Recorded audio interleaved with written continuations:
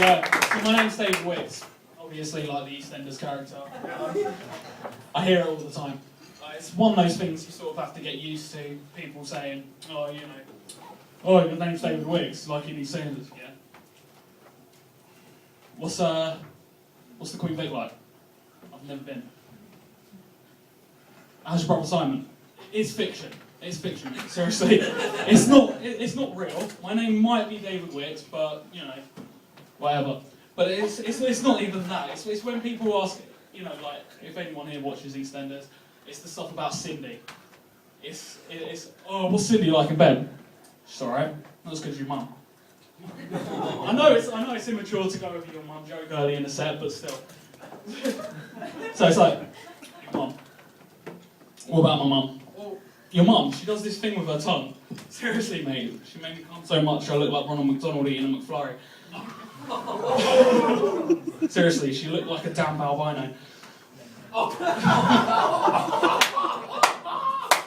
So obviously, with a name like David Wicks, I got picked on a lot in school. And they say if you get picked on, there's like one or two ways you can go.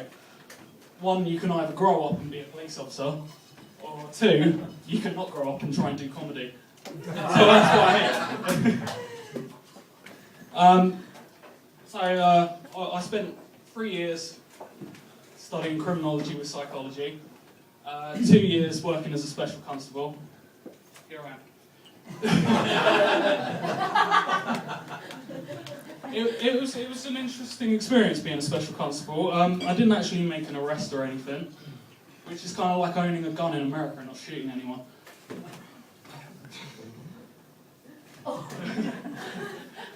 That bad. One of the downsides of being a former special constable is they've still got my fingerprints on the records. So it means I have to be careful if I commit any future crimes. So I have to wear gloves. Gloves don't really suit me. Fingerless ones do, but it defeats the purpose now. I'm from West London, and it's one of the things I find daunting. Coming into central London, anywhere in London on the tube, daunting as hell. And it's when you... sorry guys. You seem to hear all these horror stories, people going to and from London, you know, muggings, pickpocketers, you know, riots, whatever. Do you know in a tube station where you're most likely to get pickpocketed? Anyone? No.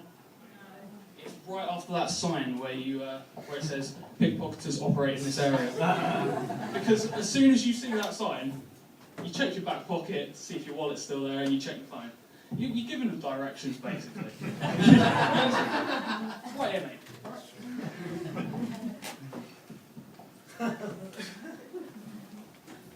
But recently they had obviously we had the riots, and that was kind of a scary time. It didn't actually happen in my part of London. Ealing was the closest riots to us, but it was kind of scary. You know, it was kind of a scary moment, because you sort of thought, what happens if this happens? You know, what happens if JD Sports closes down, because it's broken? I was extremely concerned I might not get my Nike Air Max, whatever. Oh, really? But yeah, they say, what can you do? What can you do to prevent it in the future? There's an easy answer to this. I mean, they talk about, you need to communicate with the community better, you need to speak to people. No, legalise weed. Legalise weed, right? Who would be fucked to go to a riot or looting if there's weed legalised? Seriously. Yeah, apparently they're looting curries. So what, I'm stoned. I've got the Star Wars trilogy on box set here. I'm going to stay here. Sorry, my set's mainly crime themed here. But apparently Avon and Refuge are sort of teaming up to raise awareness for domestic violence. And I think it's a good idea. I mean, domestic violence is a horrible, horrible thing and it shouldn't happen. But if you're Avon, think about it.